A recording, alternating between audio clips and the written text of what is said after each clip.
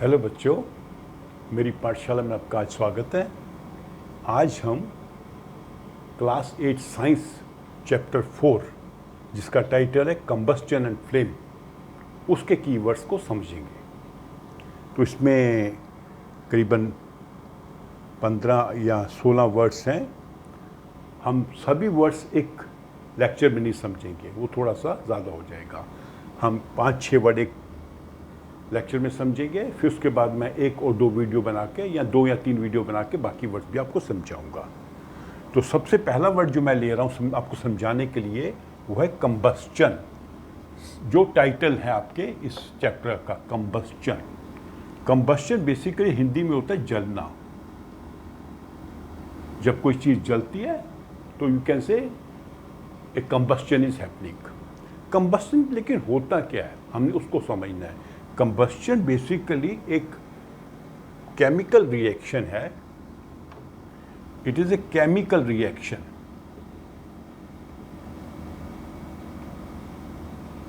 ठीक है, और ये हमेशा होता है in the presence of air, मतलब ऑक्सीजन। ऑक्सीजन होगी तभी होगा। मान लीजिए वुड है, वुड प्लस ऑक्सीजन, ये ऑक्सीजन के प्रेजेंस में जब वुड जलेगी तो क्या होगा, ऐश निकलेगी। ठीक है, फिर गैसेस निकलेंगी, धुआं वगैरह निकलेगा, प्लस हीट, लाइट। तो इस केमिकल रिएक्शन में एक केमिकल चेंज हो रहा है, क्योंकि वुड जलकर राख बन जाएंगी और कुछ नए गैसेस बनेंगे और प्लस हीट और लाइट हमें मिलेगी। तो this is a process called combustion. ठीक है, तो कंबस्चन बेसिकली एक केमिकल रिएक्शन होता है। When something burns it produces heat and some by product. By product मतलब कुछ नए प्रोडक्ट निकलेंगे, जैसे ऐश निकलेगी और गैसेस निकलेंगे। तो कंबस्चन मतलब जलना। ठीक है, this is first word that we have to understand, जो इस टॉपिक में आया भी हुआ है। दूसरा वर्ड है फ्लेम, वो हम बाद में समझेंगे। सेकंड चीज समझ लेते हैं, फ्यूल, जिसे ईंधन कहते हैं हिंदी में। ईंधन वो चीज है, फ्यूल वो चीज है जिसे हम जलाते हैं, बर्न करते हैं। किसके लिए? टू प्रोड्यूस हीट और प्रेशर, पावर। पावर भी हीट के कारण बनती है। तो when we burn something to produce heat और पावर, उस चीज को कहते हैं fuel. So fuel is a noun, it is name of something, किसी चीज का नाम है। वो क्या हो सकता है? वो वुड हो सकती है। गांव में अभी भी लोग लकड़ी जलाकर अपने किचन में काम करते हैं। वो पेट्रोल हो सकता है, kerosene, diesel, gas, LPG, CNG. ठीक है, इवन गांव में लोग अभी भी वो जलाते हैं, उपले, काउडंग। तो ये सब वो चीज़ें हैं जिन्हें जलाकर हम हीट और पावर प्रोड्यूस करते हैं। हीट करते हैं जब हमने कुकिंग करनी, मान लीजिए चीज़ों को गर्म करना है, हमने पानी को बॉयल करना है, स्टीम इंजन चलाना है, या हमें पावर चाहिए, गाड़ी चलानी है, एरोप्लेन चलाना है, बसेस चलानी है, ट्रक्स चलाने हैं, तो उसके लिए पावर चाहिए। वो पावर भी हीट के कारण आती है। वो एक पूरा मैकेनिज्म है जो बड़ी क्लासेस में जाएंगे आपको सब बताया जाएगा।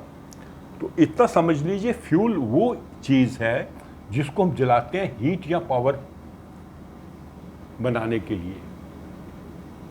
ठीक है, और फ्यूल कई प्रकार के हैं, would, petrol, kerosene, diesel, gases, cow dung etcetera.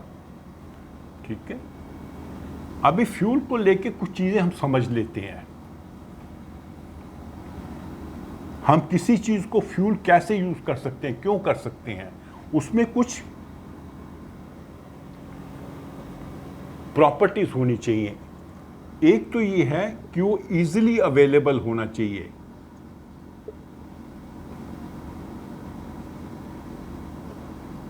हमें आसानी से मिलना चाहिए। आप घर में भी मान लीजिए आपको गैस यूज़ करनी है, आसानी से मिल रही है, जब भी आपको चाहिए तभी आप उसको यूज़ कर पाओगे। ठीक है, कोयला है, गांव में लोग या छोटे कस्बों में लोग अभी भी कोयले को चूल्हे में यूज़ करते हैं। तो कोयला अगर अवेलेबल है, या फैक्ट्रीज में कोयला चाहिए, जैसे पावर प्लांट होते हैं वो कोयले पे चलते हैं, थर्मल पावर प्लांट। तो अगर कोयला उनको रेगुलरली इजीली मिल रहा है तो तभी वो उसको एज फ्यूल यूज़ कर पाएंगे। दूसरा है कॉस्ट, बहुत कोई चीज़ महंगी है तो उसको यूज़ नहीं कर पाएंगे, मतलब वो चीप होना चाहिए। ठीक है, तीसरा उसको स्टोर करना आसान होना चाहिए। उसको स्टोर कैसे करेंगे, स्टोर करने का अगर प्रबंध हो सकता है तो तभी उसको फ्यूल यूज़ करेंगे। चौथा, वो बहुत तेज़ी से नहीं चलना चाहिए, मॉडरेट स्पीड पे चलना चाहिए। मॉडरेट स्पीड पर उसकी क्या होनी चाहिए, बर्निंग। मॉडरेट स्पीड पे या मॉडरेट रेट पे कह सकते हैं, उसकी जो बर्निंग होनी चाहिए।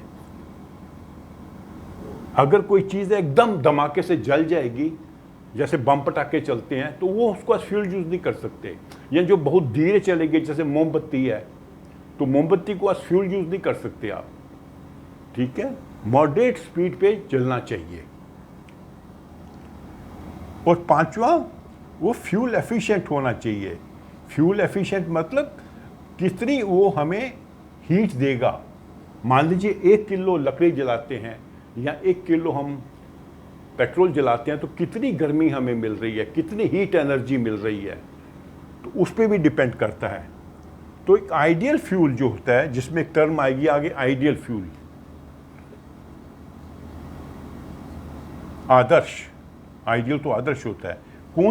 कौन सा ईंधन आदर्श ईंधन हो सकता है, जो इजीली अवेलेबल हो, जो महंगा नहीं हो, जिसको स्टोर करना आसान हो, जो मॉडरेट रेट पे जलता हो, और जो फ्यूल एफिशिएंट हो। जिसमें ये सभी गुण होंगे उसे हम कहेंगे आइडियल फ्यूल। एक आदर्श फ्यूल है जिसे सब लोग यूज़ कर सकते हैं। घरों में अगर यूज़ करना है, या फैक्ट्रीज में यूज़ करना है, या कारों में उसको यूज़ करना है, या ट्रांसपोर्ट में यूज़ करना है, एयरक्राफ्ट में यूज़ करना है, तो वो एक आइडियल फ्यूल हो जाएगा। अगर वो इजीली अवेलेबल है, महंगा नहीं है, उसको स्टोर करना आसान है, उसको इवन ट्रांसपोर्ट करना भी आसान है, एक जगह से दूसरी जगह ले जाना, ट्रांसपोर्ट करना भी आसान है। और उसकी बर्निंग ना तो बहुत धीरे होनी चाहिए जैसे मोमबत्ती है, ना बहुत तेज़ होनी चाहिए, और फ्यूल एफिशिएंट होना चाहिए। कम फ्यूल जलाने से हमें ज़्यादा हीट एनर्जी मिलनी चाहिए। तो ये सब चीज़ें जिसमें होंगे उसे कहेंगे आइडियल फ्यूल। तो फ्यूल कोई भी फ्यूल है जिसे जलाकर हम गर्मी हीट पैदा करेंगे, और आइडियल फ्यूल वो है जिसमें ये सब गुण होंगे।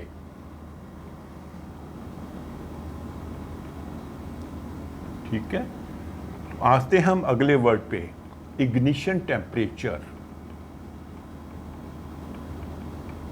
इग्निशन टेम्परेचर का मतलब होता है कि जब हम किसी चीज़ को जलाते हैं, मान लीजिए पेपर को जलाओ तो बहुत जल्दी जल जाता है, लकड़ी को जलाओगे तो इतनी जल्दी नहीं जलती है, और लकड़ी में भी अगर सूखी लकड़ी है तो जल्दी जल जाएगी, और गीली लकड़ी तो देर से जलेगी। तो इग्निशन टेम्परेचर वो टेम्परेचर होता है जिस टेम्परेचर पर कोई चीज़ जलने लगती है। और ये हर एक वस्तु का अलग होता है। पेट्रोल का इग्निशन टेम्परेचर अलग होगा, कैरोसिन का अलग होगा, वुड का अलग होगा, कोल का अलग होगा, चारकोल का अलग होगा, पेपर का अलग होगा। तो इग्निशन टेम्परेचर वो टेम्परेचर है जिस पर एक चीज़ जलेगी। अगर टेम्परेचर उसके नीचे रहेगा तो चीज़ नहीं जलेगी, उसके ऊपर चले जाएगा तो जलेगी। ठीक है, और इसी से मैं आपको एक चीज़ समझाता हूँ। जैसे मैंने आपसे कहा कि जो वुड में पानी है, वेट वुड है, वो नहीं जलती इजीली। क्यों? उसके अंदर जब हम इसको हीट करते हैं वुड को, मान लीजिए ये वुड का पीस है, इसके अंदर पानी भी है, गीली वुड है, जब इसको हम हीट करते हैं किसी तरीके से, तो वो हीट पानी में भी चले जाता है, और पानी जो धीरे धीरे इवापोरेट होता है। तो कुछ जो हीट हम जिसको दे रहे हैं वो पानी यूज़ कर लेता है फॉर इवेपोरेशन। पहले पानी का टेम्परेचर बढ़ेगा और फिर धीरे धीरे आके इवेपोरेट करेगा। तो लकड़ी तो गर्म हो नहीं रही, मतलब लकड़ी इग्निशन टेम्परेचर तक पहुंच नहीं रही। और इसी क्वालिटी को, पानी की इस क्वालिटी को यूज करते हैं फायर फाइटिंग में। जब कहीं पे आग लग जाए तो जो फायर फाइटर्स आते हैं सबसे पहला काम करते हैं पानी डालते हैं। पानी डालने से दो चीज़ें होती हैं। एक चीज़ ये होती है कि मान लीजिए लकड़ी के बीच जल रहा है, जब इसके ऊपर पानी डालेंगे तो ये इसका टेम्परेचर गिर जाएगा, गीली हो जाएगी, गिर जाएगा, तो ये बुझने लगेगी या इसकी आग मध्यम पड़ने लगेगी, बुझ जाएगी। और दूसरा क्या होता है कि जब कोई चीज़, मान लीजिए घर में आग लगी हुई है, पानी डालेंगे तो घर में बहुत गर्मी होगी, जिस घर में आग लगी हुई है उस गर्मी से क्या होगा, पानी भाप बन जाएगा, इवेपोरेट कर जाएगा और वो भाप हर तरफ फैल जाएगी। जब भाप उस जो वाटर वेपर्स हैं हर जगह फैल जाएंगे तो वो ऑक्सीजन की मात्रा को कम कर देंगे। हमने समझा था पहले वर्ड में कि कंबस्चन के लिए ऑक्सीजन होना चाहिए। अगर ऑक्सीजन की मात्रा कम होगी कहीं पर तो वहाँ पर चीज़ें अच्छे से नहीं जलेंगी। तो अगर ये लकड़ी मान लीजिए जल रही है, इसके आसपास ऑक्सीजन की मात्रा कम हो जाती है, ऑक्सीजन की मात्रा जो है कम हो जाती है। क्यों कम होती है? क्योंकि इसके आसपास वाटर वेपर आ गए। वाटर वेपर आ गए तो वाटर वेपर आने से इस जो जल रही लकड़ी का पीस जल रहा है, ऑक्सीजन कम पहुंचती है। तो ऑक्सीजन कम पहुंचने से वो धीरे धीरे लकड़ी जलना बंद हो जाएगी। तो इसलिए घरों में जब आग लगती है, किसी जगह पे आग लगती है, पानी डालते हैं। पानी डालने से क्या होता है कि एक तो वो जगह गीली हो जाएगी, उसका इग्निशन टेम्परेचर बढ़ जाएगा, जो चीज़ें जली नहीं हैं वो जलेंगी नहीं, और जो जल रही हैं उनको ऑक्सीजन की सप्लाई कम हो जाएगी क्योंकि वहाँ पर वाटर वेपर्स भी बहुत सारे बन जाएंगे। जब पानी गर्म चीज़ों पर गिरेगा तो वाटर वेपर में परिवर्तित हो जाएगा। तो इसलिए इग्निशन टेम्परेचर का महत्व होता है। हमें पता होना चाहिए कि कौन सी चीज़ किस टेम्परेचर पर जलती है। और पानी की इस क्वालिटी को यूज़ करते हैं फायर फाइटिंग के लिए। और फिर अच्छा मैं एक और एग्जांपल दूं आपको। आपने शायद सुना होगा अगर किसी व्यक्ति के कपड़ों को आग लग जाए किसी दुर्घटना में, तो उसको एकदम कंबल में लपेट देना चाहिए। कंबल में इसलिए लपेटते हैं कि जब कंबल में लपेटेंगे तो कंबल के अंदर हवा नहीं जाएगी। हवा नहीं जाएगी तो जो उसके कपड़े जल रहे हैं उनको ऑक्सीजन नहीं मिलेगी। जब ऑक्सीजन नहीं मिलेगी तो वो आग जो है कपड़ों पे जलेगी है वो बुझ जाएगी, क्योंकि ऑक्सीजन मिलने पर ही कपड़े जलेंगे। तो इसलिए कंबल में लपेट देते हैं। तो यहाँ पर क्या हो रहा है, जब कोई घर जल रहा है या कोई चीज़ जल रही है, जब पानी डालेंगे तो वाटर वेपर बनेंगे, तो उसके इर्द गिर्द वाटर वेपर इकट्ठे हो जाएंगे, जैसे हमने कंबल लपेट दिया था उस व्यक्ति के आसपास, ताकि ऑक्सीजन की सप्लाई कम हो जाए, हवा की सप्लाई कम हो जाए। हवा की सप्लाई कम होगी तो चीज़ें जल्दी। एक आप एक्सपेरिमेंट भी कर सकते हैं। एक कैंडल जलाइए, टेबल पे रखिए, उसके ऊपर गिलास रख दीजिए। तो गिलास, अब चूंकि ये उस गिलास चिपका हुआ है टेबल के साथ, अंदर हवा नहीं जा सकती, तो जितनी हवा अंदर है वो धीरे धीरे सारी यूज़ हो जाएगी इस कंबस्चन में। जब यूज़ हो जाएगी तो यहाँ हवा की मात्रा कम हो जाएगी। हवा की मात्रा कम होने से ये फ्लेम धीरे धीरे कम हो जाएगी, मोमबत्ती बुझ जाएगी। मोमबत्ती क्यों बुझेगी? कि अब इसको हवा मिलनी बंद हो गई है, ऑक्सीजन मिलनी बंद हो गई है। ऑक्सीजन क्यों नहीं मिल रही? क्योंकि ये ग्लास को हमने टेबल पर रखा है, अंदर हवा नहीं जा सकती। तो ये सब चीज़ें आपने समझनी है कंबस्चन को लेके, फ्यूल को लेके और इग्निशन टेम्परेचर को लेके, कि कोई चीज़ जलती है जब उसको हवा मिलती है, क्योंकि उस केमिकल रिएक्शन में ऑक्सीजन रिक्वायर्ड होती है, और इग्निशन टेम्परेचर डिपेंड करता है कि वो चीज़ का किस टेम्परेचर पर वो जलेगी। और अगर उस पर पानी डाल दिया जाए, जैसे लकड़ी पर पानी डाल दिया जाए या कपड़ों पर पानी डाल दिया जाए, तो उनका इग्निशन टेम्परेचर बढ़ जाएगा, वो जल्दी जलेंगे नहीं। फिर अगला वर्ड जो हमने समझना है वो है फ्यूल एफिशिएंसी। फ्यूल एफिशिएंसी का मतलब है कि जब हम फ्यूल को जलाते हैं तो हमें हीट मिलती है। जैसे हमने वुड को जलाया तो हमें हीट मिली, चाहे कुकिंग के लिए या किसी के लिए, या हमने कैरोसिन को जलाया स्टोव में तो हमें हीट मिली। अब ये है कि मान लीजिए 1 kg हमने हीट वुड जलाई और 1 kg हमने कैरोसिन जलाया, किसमें ज़्यादा हीट मिल रही है? जिसमें ज़्यादा हीट मिलेगी वो जो फ्यूल है ज़्यादा एफिशिएंट है, क्योंकि थोड़ी क्वांटिटी में ज़्यादा हमें एनर्जी मिल रही है। फ्यूल एफिशिएंसी इस बात पर निर्भर करती है कि जब हम फ्यूल को जलाते हैं उसमें से हमें कितनी मात्रा में एनर्जी मिलती है, हीट एनर्जी। अधिक हीट एनर्जी मिलती है तो ज़्यादा वो फ्यूल एफिशिएंट है, कम हीट एनर्जी मिलती है तो कम फ्यूल एफिशिएंट है। ठीक है, और इसी से रिलेटेड होता है term calorific value. Calorific value, calorific value मतलब होता है कि जब हम 1 kg फ्यूल को जलाएंगे, कोई भी फ्यूल हो, चाहे वो वुड हो, पेट्रोल हो, कैरोसिन हो, तो हमें कितनी एनर्जी मिलती है, कितनी एनर्जी हमें मिलती है। उस एनर्जी को नापने का एक यूनिट होता है, हर चीज़ को नापने का यूनिट होता है। जैसे हमने कोई चीज़ तोलनी है तो हमको किलोग्राम या ग्राम में तोलेंगे, रुपयों करेंसी को हम रुपयों में मापेंगे। ठीक है, कपड़ा लेना है तो मीटर्स में नापेंगे। तो उसको नापने का क्या तरीका होता है? किलो जूल्स पर किलोग्राम। 1 किलोग्राम हमने अगर मान लीजिए फ्यूल जलाया तो कितने किलो जूल्स हमें एनर्जी मिली? एक सेकेंड, इसको मैं चेक करके अब आपको बता भी देता हूँ। हाँ, किलो जूल्स, के, इसको लिखते हैं के जे, के स्मॉल में, जे कैपिटल, के स्मॉल में लिखेंगे, जे कैपिटल ओब्लिक किलोग्राम, ऐसे लिखा जाता है। जैसे अगर आपकी बुक में देखेंगे ये टेबल बना हुआ है 4.4, तो उसमें बता रखा है कि कौन से फ्यूल की कितनी एनर्जी हमें मिलती है।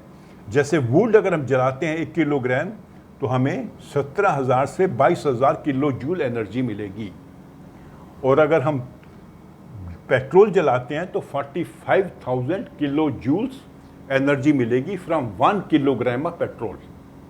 तो इस चार्ट से आपको पता लग सकता है भी कौन सा फ्यूल ज़्यादा एफिशिएंट है। 1 किलोग्राम फ्यूल जलाएंगे, चाहे कोयला हो, चाहे पेट्रोल हो, चाहे कैरोसिन हो, तो कितनी एनर्जी हमें मिलेगी।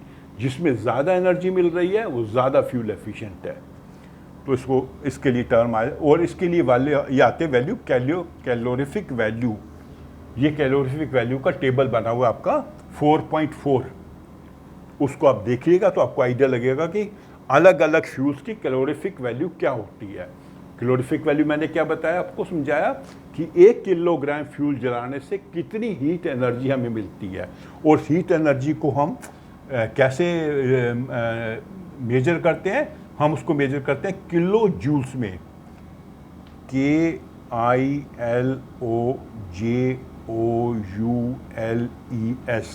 ये एक साइंटिस्ट का नाम था, जूल्स, उसी के नाम पे रखा हुआ है पर किलोग्राम। पर किलोग्राम क्योंकि 1 किलोग्राम हमने फ्यूल जलाया और कितने किलो जूल्स हमें एनर्जी मिली। ठीक है, तो आई थिंक ये काफ़ी है। हमने कितने वर्ड कर लिए? 6 वर्ड कर लिए इस वीडियो में।